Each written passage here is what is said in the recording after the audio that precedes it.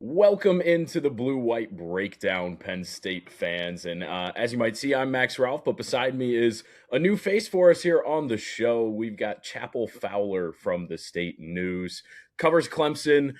Really excited about this today because obviously the Pinstripe Bowl is coming up. I think in Penn State land, that's kind of not been the focus lately with all the coaching moving on and the transfer portal and the opt-outs and everything. I think it is a good reminder, though, Chapel, that there's a game to be played here in about a week's time. We're recording this here on Friday, December 19th. I'm not positive when you'll see it on your feeds, but really excited to have Chapel here and learn a little bit more about Clemson, about the team. This is a matchup that we thought was maybe going to be a playoff game in the beginning of the season, and now it's the Pinstripe Bowl with both teams hovering around 500 and just, frankly, disappointing seasons. But Chapel, thanks so much for joining us here this morning, and welcome to the show. How you feeling? Hey, I'm happy to be on with you guys, Max. Appreciate it. Yeah, it's technically a postseason game, I guess, but just not the not the elevated level of postseason game. Shoot, Clemson Penn State was a championship matchup in a lot of the national kind of guys put out their brackets that I saw, and now we are in a very opposite world of what everybody was thinking in July, August. Yeah, I believe our own Johnny McGonigal, when he did his CFP projections early in the season, I know he had Penn State winning it all, and I'm pretty sure Clemson was his national title opponent. So I think that's where we should start today, because on the Blue White Breakdown, for avid listeners, we've kind of gone through how this season fell apart a lot of times. I'm probably going to do it a little more again today, but how about on the Clemson side of things? This is a team that just, especially on the defensive side of the ball, had so much talent, and here you end up in the Pinstripe Bowl. Can you kind of contextualize? You got Cade Klubnik too, a veteran quarterback, similar situation to Drew Aller. How did this all fall apart for the Tigers? Yeah, I was thinking about what's the best way to kind of sum up all the madness that has been Clemson's 25 season. I think what I keep coming back to is look at any specific person, unit, player, and everybody basically failed to meet the moment. I think it kind of starts last year. Clemson went 10-4. They made the playoff. They lost to Texas, but they essentially beat up on a lot of bad to okay teams. They were 0-3 against SEC teams. The best teams that they played, the best one they had all season was SMU in the ACC title game last year. So it was a talented roster, but by no means a world beater. And they essentially brought back the same group plus a few transfers minus a few pretty good defensive guys that they missed this year. So they kind of rolled over the same group, and people thought, of course, that's going to be a natural progression from 10-4 in first round of the playoff to quarterfinals, semifinals, making a big run like we were talking about earlier. And it just didn't happen. I think this team was definitely a little overhyped going into this year. And obviously you could say the same with Penn State, but when you bring back so many guys and college football is so unknown, you kind of are going to have those expectations, right? It's only fair for the teams that are returning proven talent that has shown that they can win to be up there in those preseason polls. But whether it's Cade Klubnik kind of regressing, or it's injuries, or it's this basically the same defense from last year, minus a really good safety and linebacker that they really missed this year, just kind of whiffing on a lot of things, whether it was coverage or personnel decisions. They obviously needed more transfers and more fresh, new talent on this team. Just their overall talent, it might look good in the 247 composite or whatever, but on the field, it was not a fearsome group of absolute dudes. So there's a million things that went wrong. Credit to them. They've won 4 in a row now. They were sitting at 3-5 and kind of teetering on missing a bowl for the first time since 2004, not being eligible for the first time since 98. So they've regrouped. They beat South Carolina. They could get 8 wins, which would be a pretty good outcome for how bad they were early this year.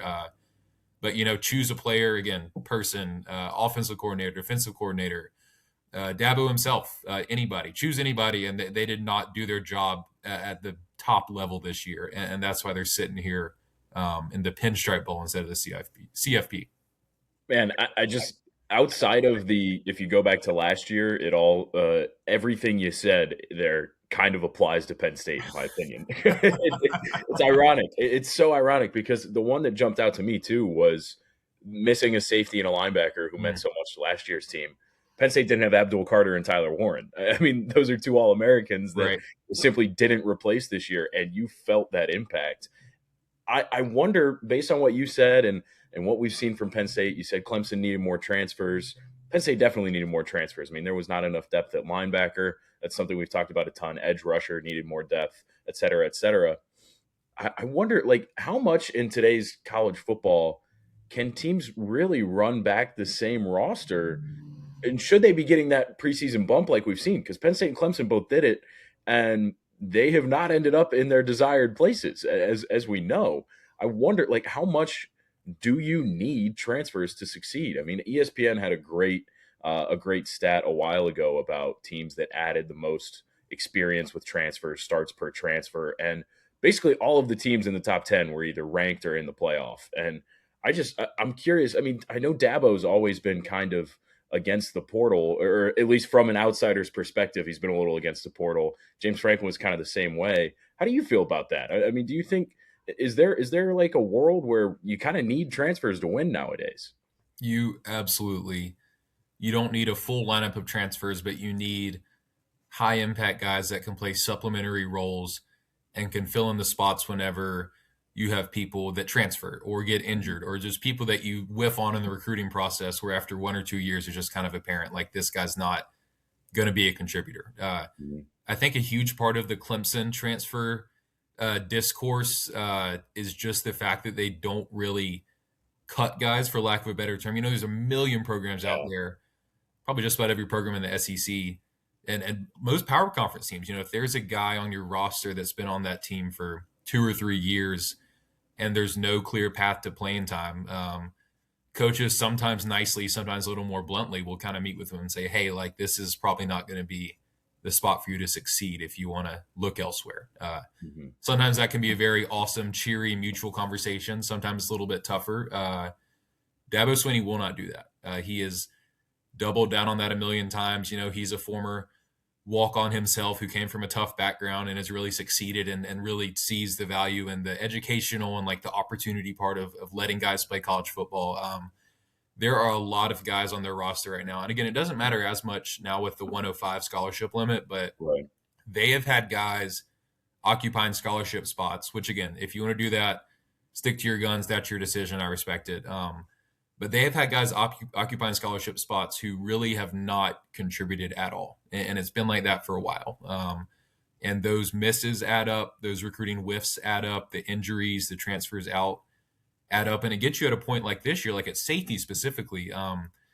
They like basically every safety they had one guy, Ricardo Jones, who ended up coming along at the end of the year. But their other best guy, Khalil Barnes, was hurt, and all the backups, were just whiffing on basic cover three defense. There's this famous clip. I don't know if you saw it. It was during the Duke game. Dabo Swinney's on the sideline. He's surrounded by the defense, and they had just given up like their fourth, just wide open. What in the world is happening? Either long touchdown or long catch and run to Duke, and he's just sitting over there and he's yelling at all the guys one by one. He's going like, "Bust, bust, bust," telling every single guy like, "You busted on this play. You busted on this play." That is not what the preseason number 4 team should be doing 8 games into the year. So there's a great example right there. They lost RJ Mickens, who's been a really good player for the Chargers this year. That's a perfect spot where they should have added another transfer or something. The few transfers they did add this year, Will Help being the best one from Purdue, a Big Ten guy, has been incredibly impactful, and the other guys have been good too. So I think they've learned a lot of lessons. I think this is probably the year the dam breaks and they do go for more transfers. I think Tom Allen being, not just the defensive coordinator, but the head coach of the defense is the phrase that Dabo uses for him, in that he trusts and wants Tom to run his own unit, not just in play calling, but in roster management. So I think we'll see them change on that philosophy this year a lot more than they have been doing it. But, that obviously, the end result is you're kind of whiffed on a season where you had a ton of potential because you just did not manage your roster properly. So Clemson and transfers have long been kind of a sticking point, but I think it really reared its head this year. And obviously the end result was pretty bad for them. Man, I have to just say again, like, I think this is just a Penn State podcast, period. Because, I mean, everything, like, head coach of the defense, James Franklin used the same freaking term for Tom Allen when he was the D coordinator at Penn State. The transfers, not cutting guys. I mean, there's been a lot of pushback. I mean, everything is changing for Penn State. Matt Right. Campbell's in town, James Franklin's gone, but there has been a lot of discourse and questioning of the philosophy that James Franklin had, because you go top to bottom on his roster, everybody was getting paid something. You're not paying the top end of the roster. You're not paying highly rated high school recruits. Everybody's getting something, but not. It's not really on the scale that you might expect. They didn't approach the NIL the right way. He wouldn't cut guys. I mean, there are way too many guys on the roster that just weren't going to contribute or weren't even given the chance to contribute. I do think, even though James's NIL situation was questionable, the guys who were making money were typically the ones that he stuck with. He stuck to his guns. I mean, look at you. You were probably well aware, Chapel. Nick Singleton and Katron Allen through most of the year. They were in almost a 50-50 timeshare, and Katron Allen's averaging more than 7 yards a carry, and Nick's averaging less than 3. But James Franklin was committed to those guys. And as soon as he's fired, Katron goes off and he breaks the all-time program rushing record. He's got 4 100-yard games. I mean, it's a complete difference. And that's something that we heard this week a lot, is just a leadership question on Penn State's staff.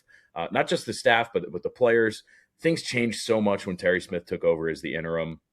And so I'm very curious, with Matt Campbell in place, what the Penn State transfer approach looks like, because it wasn't very good this year. I mean, they got the wide receivers, right? They got the one linebacker in Amari Campbell, and those are good players, but it just wasn't enough. And then the coaching didn't match it. It's pretty bad when you get to the end of the year and you have an interim coach say, we simply called plays to throw the ball down the field. Like there was nothing more. Their passing offense finished 112th in the country this season. And you get to the end of the year and it looks pretty decent behind a guy making his 5th career start at quarterback. And all the coach says is, we called the plays. Why didn't you call the plays sooner? You start to see James Franklin's fingerprints all over everything. And it just sounds a heck of a lot like the situation that we've got at Clemson right now as well. And it's just, I just can't really think of, unless it was Penn State Pitt, because of the rivalry there, and that was a possibility. I can't think of a better juxtaposition / like comparison between two teams for a bowl game than these two right now, because it's very poetic. Yeah, it really is. It really is.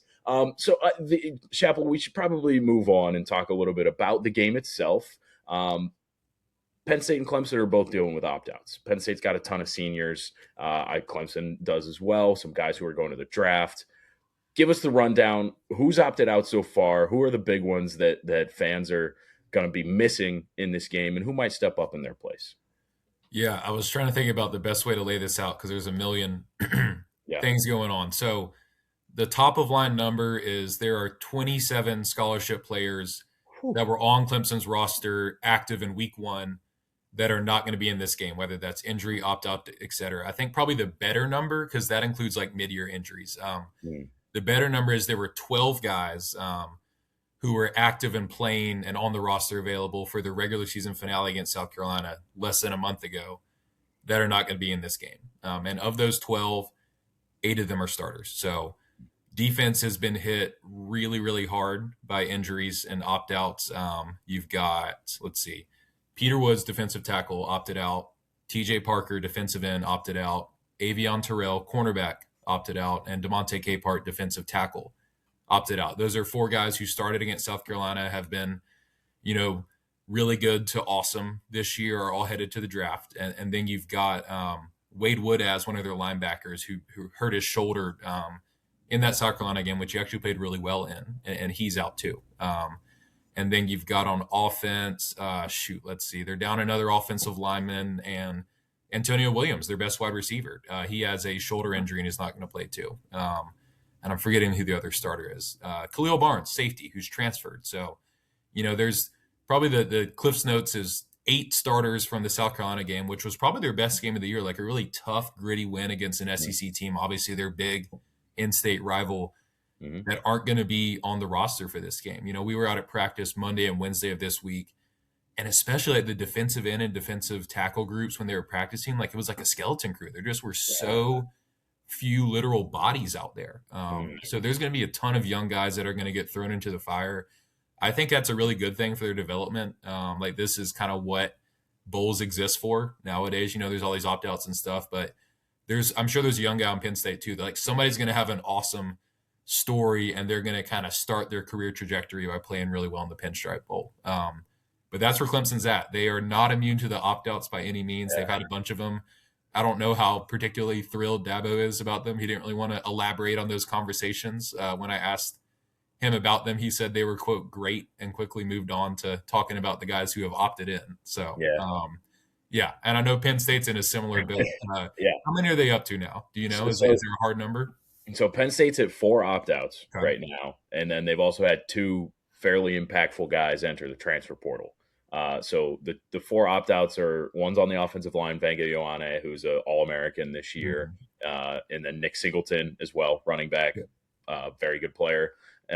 I'm certain that there will be more. I mean, like, let's just put it that way. I'm fairly certain there will be more. On defense, you've got Zane Durant, All-American, preseason All-American defensive tackle, all Big Ten defensive tackle, and safety Zakee Wheatley, all Big Ten player. The transfers are cornerback Elliott Washington, who played quite a bit, was not a starter, but played a lot, and a very, very good athlete, if nothing else. And defensive end Chaz Coleman, who is a very buzzworthy name, but should not be a surprise that he's in the portal. I mean, he's an Ohio kid. He committed to Penn State pretty late in the process, and just before signing day, Ohio State tried to come after him.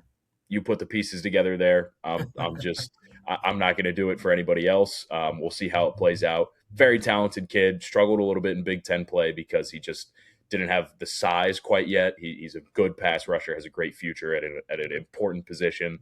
But those are 6 impactful guys for Penn State right now. So you're looking at half the number for Clemson, but I really wouldn't be surprised if it grows. I know Terry Smith said they're at 4 right now, and he didn't really go any further on that for right now. The other thing for Penn State, though, that Clemson is not dealing with is this coaching staff is kind of a shell of itself because of the transition between James Franklin and Matt Campbell. DC Jim Knowles, even though wasn't a great year for him, he's not there anymore. Anthony Poindexter is calling the defense, the safeties coach. Offensive coordinator Andy Kotelnicki is in his last game. He's missing his quarterbacks coach who followed James Franklin to Virginia Tech, and Trace McSorley, a very familiar fan favorite name, is going to be handling the quarterbacks. You've got an offensive analyst, Bill Quisert, who's coaching the tight ends. It's just, there is a lot of movement, and I wonder how much that's going to impact this team. They've had Poindexter call the defense in the past for situations where coordinators have left for head coaching jobs, not other coordinator jobs. But it's just, I wonder how much that's going to impact this team, especially when you're already talking about some of your best talent being gone. I mean, when you look at the Penn State defense, Zakee Wheatley was as important as anybody this year because he really could cover for a lot of the mistakes from his safety spot. Jim Knowles liked him to kind of play center field, and he covered for a lot of problems in coverage and run support, and he's not there. I wonder how this thing could get ugly. It's very possible. Which kind of takes me to, like, where do you see Clemson's strong point for this game when you're talking about all of these opt-outs that are here and the shell of a roster that's actually going to be on the field? I think as you were talking through all of Penn State's, outside of, it's funny, we're like, okay, well, here's the opt-outs and here's the transfers and here's everything else. Like those first 2 are normal. But I guess the fact that Clemson is probably a bit more stable at this moment could help them. Same coaching staff. That's not to say they might not make staff changes after this year. Like I'm anticipating that. But Dabo's still around. He's not going anywhere. Tom Allen is there, and their defense has played a lot better down the stretch. They have a starting senior quarterback who, again, Cade Klubnik has had his ups and downs, but I think he played his best game of the year against South Carolina. So he's kind of building off that. They have lost, again, Khalil Barnes is that one really key transfer. But they have a lot of guys that can kind of step in at a lot of spots. TJ Moore is one of 3 really good receivers that they have, but now he's going to have to be their number 1 guy. That's a pretty good number 1 guy. Adam Randall has been productive at running back. Blake Miller is their right tackle, who's a senior that could have opted out but decided to play in this game. Sammy Brown, a really good linebacker. They kind of have, I don't know, roughly half of their like top 10 guys still playing, which is, better than some teams could say at Yeah. this moment, just whether that's health or opt outs or anything. So I think just the consistency is probably the one thing I would say, and maybe that gives them a little bit of an edge. But then again, like some of these guys that are going to be playing big snaps in the Pinstripe Bowl are guys that I really just have not thought about like at any point this year. Like some of these names, Ari Watford, Heaven Brown Schuler, Champ Thompson. These are all like freshmen or redshirt freshmen, Mhm. defensive ends, defensive tackles that have barely played this year, and let alone like in key games or big moments. But that's about what they have. I think defensive end is an okay spot because Will Helt, like we mentioned earlier, he's coming back in 2026. He'll play. They have another veteran guy there who's maybe their fourth best defensive end, but it's better than starting a true freshman. But I think you'll see in the secondary some of these linebacker spots. Linebackers especially dicey. They've lost a few backups. Mhm. So I don't know what Penn State's tight end situation is like this year, if they have another Warren in there, but I have a feeling the middle of the field is going to be open. So I would anticipate some linebacker struggles from Clemson, and maybe Penn State can. I bet Penn State can run the ball really well against them. So I think that'll be another key point: is can they stop that, because they're like decimated up the middle. Yeah, the one thing that Penn State will have going for it is, regardless of Venga Ioane opting out, there could be some others on the offensive line because they're a very veteran group to begin with. Three of the five guys, not including Ioane, are out of eligibility after this season. Hmm. So, very veteran group. Who knows what happens there? But the run game should still work. I mean, Katron Allen hasn't opted out yet. And I got to say, I'm a little surprised because for him, I don't think he can raise his draft stock any further. I mean, he had such a great year, already boosted his outside view so high Mm-hmm. compared to what it was at the end of last season. I'd be shocked if he played, but he has not made an announcement yet. But the run game should still succeed. As far as the tight ends go, there absolutely is not a Tyler Warren. There may never be another Tyler Warren. Fair point. Yeah. Yeah, the guy is unbelievable. Penn State fans know that well and miss him. But there are three really good tight ends who are there still, who kind of got underutilized at some points this year. Quill Dinkins is a guy who can block really well, run some solid routes. He's kind of been in the shadow for his whole career. He's a fifth-year senior. He was behind Warren, Theo Johnson, Brenton Strange. He's been behind those guys forever, but he's really just kind of a solid do-it-all guy. The budding star is Andrew Rappelier, who is a redshirt sophomore, had a knee injury last year and missed all but one game. He's come out with Terry Smith as the interim head coach and done some really nice things. They move him around. They'll use him as a fullback. He's really physical, and that's not the guy that we expected to be the breakout star this year. We knew he was a good player, but Luke Reynolds was the 5-star prospect who had kind of a late season breakout last year. He's a good player, very talented route runner. He's just struggled with some drops a little bit, and he is not on the same level as a blocker as Rappelier or Dinkins. But that's all to say, tight end is definitely still a talented spot for Penn State. They are losing their tight ends coach for this game. Ty Howell is going to be the offensive coordinator at Virginia Tech. But that could be a matchup to really keep an eye on. And the last thing I'll say, as you continue to say things that resonate with Penn State fans, linebacker depth was just atrocious this season for Penn State. You look at the ways that this season broke down for the Nittany Lions, absolutely has to do with what King Mack talked to us about, safety King Mack talked to us about in Pinstripe Bowl interviews this week. He said that the leadership was lacking among players, both veteran and younger. Some people just didn't really understand what was expected of them, what was needed of them this year. That was a big deal. He's revealing things that are very important.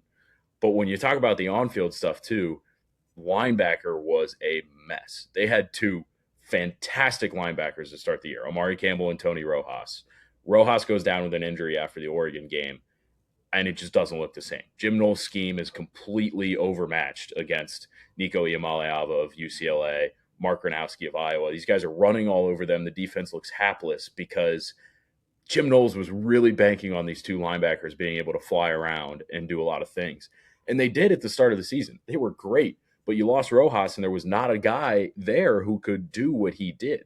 The depth is really missing. Dom DeLuca played, frankly, too many snaps. He's a guy who is a Penn Stater through and through, played a lot of solid football, but the ceiling is not as high on him. and they just never had that guy. And that's where you look at James Franklin and you say, okay, you probably should have gone and gotten another guy in the portal at linebacker. This was the one spot where you couldn't have an injury, and you Yep. had it. So there are just so many similarities. But I think I like the call out of tight end and linebacker. That's a good one. For me, if Clemson's going to get anywhere, I think it's probably on the ground game as well, because this Penn State defensive line was not as good as it was supposed to be this year, and it's going to miss Zane Durant. And I don't know if Deni Dennis Sutton's going to play right now. He has not made an announcement that he won't, but that's one that would make sense if he doesn't. And then you're missing the two top guys, and we knew going into the year that there wasn't a lot of depth there. There was some potential, but it never really came to fruition. So I definitely think run game, attacking that defensive line is going to be it for Clemson. Well, it's going to be cold too, right? So that's a That good is, yeah. good time to get the ground game going. They one of Dabo's biggest frustrations this year with Garrett Riley, their offensive coordinator, was that there were a lot of games where they either just abandoned the run completely Mm, or seemed to get a little bit going on the ground early, and then just went away from it like mm, inexplicably. So some of their rushing totals and their losses were like stunningly bad. And Adam Randall is a converted wide receiver. It's not like he's the best running back in the world, yeah. but he has this tendency to like fall forward and get 3 or 4 yards, and sometimes Clemson really needs those to set up like a manageable 2nd and 6. Yeah. So if you look back at that South Carolina game, I thought that's probably the best game Klubnik has played. I said earlier, I think it's probably the best game Garrett Riley, their offensive coordinator, has called this year. Mm, They had a big high scoring loss to Duke, but if you're just talking about game flow and kind of feel of the game, they ran it when they needed to run, they threw it when they needed to throw, and it was a really good like 400-yard, 200 plus passing, 150 rushing, whatever it was. Just like a level of balance and kind of commitment to the run I hadn't seen from them in a big game, especially this year. So who knows if that'll carry over, but I think, I don't know. Clemson is kind of, the arrow's pointing up heading into this game, and I did not think I would be saying that relative to their standards. I think right. both units played one of their best games in that South Carolina game, but then again, it's such a different group on both sides. I really just don't know what I'm going to see. I mean, I'm sure you've seen the point spread for this game has like shifted 4 or 5 times, and Hmm. I don't even know where it's at right now. But I think it's very much a coin flip result. I think just with all the unknowns across the board, and Yeah, that's kind of college bowl season nowadays, right? Whenever it's it not a is. CFP game. It is. Yeah. I mean, that opens up a can of worms to a whole nother conversation on bowl games Oh and, yeah. and what this really is, because I just as you're talking, you'd say there's a skeleton crew in the defensive line positions, Mhm. and I'm just like, is this almost a risk to play these games? Like, what if Yeah. you lose too many guys? Like, are we going on the field with 10 players? Like, what's going on? It's a whole other conversation. The line has shifted a lot. Good thing you brought it up, because that is a staple here on our podcasts. Bob and Johnny are our resident line experts. I just kind of go with the flow. But before we wrap this up, Chapel, I just want to ask. We had a few interviews this week at Clemson, I believe. The head coach, both offensive and defensive coordinators, stumbling over my words. They spoke. A couple of players. Penn State had a few players, and Terry Smith. Did anything stick out to you from that you're kind of keeping an eye on through this game? Any news, any notes that really are front of mind for you as you're preparing for next week's game? Yeah. First of all, King Mac is like, I don't know if he's always that candid, but that was probably the most entertaining, candid, insightful player interview that I've heard from anybody this season. Yeah, The leadership stuff. How about that very blunt answer that Clemson throws a lot of screen passes? Clemson fans hearing that are like, oh my God, yes, please. yeah, Hopefully that will make them stop doing it. He was great. yeah, That my biggest takeaway from all that was like, wow, King Mac is awesome. yeah. So, has We he always been like that in terms of being really candid with you guys? We Or have. So this yeah, is, I don't know how much you're aware of King Mac's story. He enrolled at Penn State as a freshman, enrolled early, played a little bit toward the end of the season, and looked like a guy who was really going to be a piece of the team in his sophomore year. And then he transferred to Alabama. hmm, And then he came back after he went to Alabama for a year. And he's been a really good player. He's a guy who like kind of broke onto the scene in week 3 or 4. Really one of their best safeties beyond Zachy Wheatley.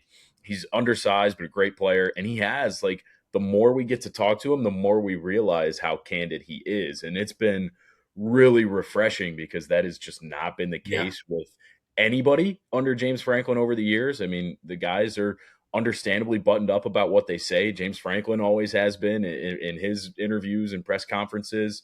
It really trickled down. And once he was gone, we started hearing a little more candidacy. We talked to some freshmen, which we'd never done in the past decade. And King Mac was Yeah. always really great to us. I mean, he spent a lot of time talking too about how the defense kind of became better at the end of the year, the simplification of Jim Knowles' scheme. He's been great. He's a really good player. He's been a great quote, and like you said, the candidacy is something we Yeah. greatly appreciate because we don't see it from a lot of guys. To actually answer your question, I think probably the one Clemson takeaway I have is the guys that are on this roster that are going to get on the plane and fly to New York and see the Rockettes and everything and do all Yeah, that and play in the game are fired up and excited about it. It is obviously a significantly less talented group, but I think it's a lot of guys, a lot of veterans that have a lot of good reasons to want to go up there and end the season on a high note.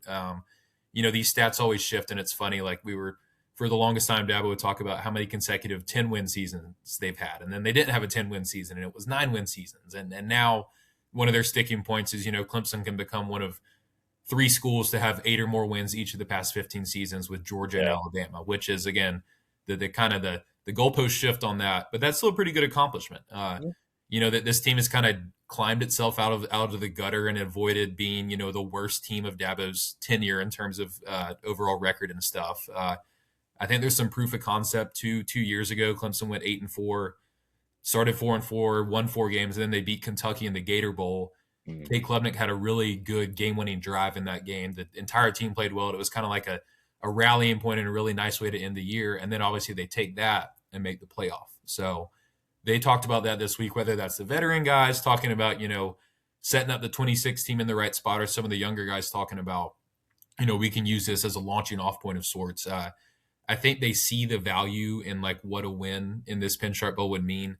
Obviously, nowhere close to where they thought they were going to be this year. yeah, But it's much better to end the season on a win versus a loss. I'm sure Penn State guys are thinking the same thing. Like the people that have stuck around through all this madness this year, a coaching change on Penn State's in, and just mhm, all these expectations, preseason number 4, title talk, Heisman talk on Clemson's in, and you're sitting at 1-3, 3-5. The people that have gone through all that BS and gotten to this point, I'm sure they want to get one more, and they're motivated to do so. So it won't be the most talented Clemson team by any means that goes out there in the Pinstripe Bowl, but I think the people that do suit up and play snaps will at least care. yeah. And that's worth something. How much, I don't know. But I think it'll be a motivated skeleton crew. I love that, a Yeah. motivated skeleton crew. I feel the same way for the most part about the Penn State guys we talked to. They do seem focused on the Mhm. task at hand. And I think that's a huge credit to Terry Smith and the job that he's done as the interim coach. I mean, King Mac, you mentioned him. He kind of said, honestly, like the locker room isn't talking about all these other things. Like the guys who are here are focused on Clemson. Hmm. And I tend to believe him because he hasn't lied about many other things this year. But I also just, the situation's different. I mean, I don't know exactly how many are, but there are going to be more guys who, after this game, transfer. Part of the the appeal of bowl games for young guys is to get some tape out there for other teams to Yeah. want to recruit you and offer you a bag in the transfer portal. I mean, this is just a thing. There are going to be some guys who are told they aren't fits under Matt Campbell's staff. So I think that they're excited. I think that this is always a bit of a reward for a team that has fought through a lot this year, seen their head coach fired, like you said, been the number 2 team in the preseason. All of that is good stuff. I think they're going to want to play. I don't think that it's going to be full bore. I don't. It's just the situation that we're in. It's the atmosphere of college football these days. I don't know. Maybe I'm cynical. Maybe they're going to be all out, balls to the wall, ready to go. But I don't know about it. I don't know. Which brings me to Chapel. Let's wrap this thing up. This has been a great podcast. Yeah. I really appreciate you joining. It's been great to learn a little more about Clemson. Hope the Penn State fans and any Clemson fans that are stopping by feel the same way. I won't hold you to a score prediction yet because it's still, we're still a week plus away right now as we record on Friday the 19th. But I got to know right now today, who would you pick to win this game? It's very much a coin flip, I think, for me personally. I've gone back and forth. As it stands right now, with what you're saying about the potential of more opt outs on Penn State's side, I don't know. If Clemson had lost the South Carolina game, I would have picked Penn State no Yeah. matter what. I don't care who's playing or not playing. I think they would have ended the season very like defeated and on a down note. But I'll take Clemson. I don't feel very confident in that No. projection. Again, I think it's like a 50-50, but I think we talked about, the what each team is coming into this game with, and obviously less talent on both sides. But I guess just the longevity and consistency, a little bit more of a core group, a little bit more of a core coaching staff, and a team that looked good the last time I saw them. I'll pick them to win, but very much a coin flip. So I would not be surprised if those running backs gash them Yeah. and they make a silly mistake or run a stupid play on 4th and goal and throw it to an offensive lineman instead of running it with Adam Randall and lose it that way. But I'll take the Tigers in a very unconfident manner. Yeah, listen. I'll allow it. I'll allow it because there's so much unknown. I agree. Like if Penn State doesn't have any more opt outs, maybe I pick Penn State. But Yeah, I think with the setup of the coaching staff, the uncertainty, the potential portal action that's going to happen at the end of this. I mean, every kid is thinking about what their future is. I mean, we talked to Ethan Grunkemeyer, the starting quarterback, and that was all that was asked of him for the most part is, what do you think about Matt Campbell? What's your future? And I mean, I kind of feel bad to an extent because like the kid wants to play a game, but yeah. also it's our job, and that's what this is. That is Mhm. what's next for him. So I don't know. I'm probably picking Clemson as it stands today, Friday, December 19th. But if there aren't more opt outs, I may flip back to Penn State. And that's why I'm glad that I still have a few more days to make an official score prediction. But There you go. Chapel, it's been great to have you on. You do great work covering Clemson for the State News. For all our listeners, make sure you follow him, follow them, follow us on PennLive.com, subscribe to the pod. It's been great. Safe travels to New York, and enjoy the holiday season for everybody out there who's listening. Yeah, appreciate the opportunity. Great to connect with you and talk. And I learned a bunch about Penn State on this call. So this is helpful for me too. Invest in some fingerless gloves if you haven't already for that open Yeah. air press box. And I will Oh, yeah. I'll see you up there and hope you have a good holiday season as well. Appreciate you having me. Absolutely. We'll see y'all next time on the Blue White Breakdown.